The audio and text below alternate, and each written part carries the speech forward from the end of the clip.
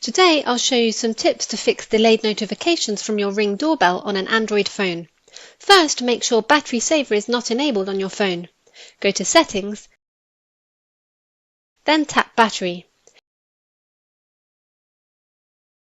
Tap Battery Saver and make sure it is turned off. Next, make sure Battery Optimization is not enabled for the Ring app. Go back to Settings and tap Apps. Then tap See All Apps and search for the Ring app.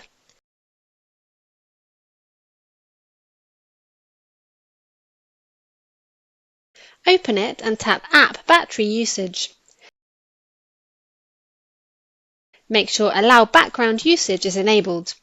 Next, clear the cache for the Ring app. Go back and tap Storage and Cache, then tap Clear Cache. You should also consider updating the Ring app to the latest version, as updates often fix bugs and improve notification performance.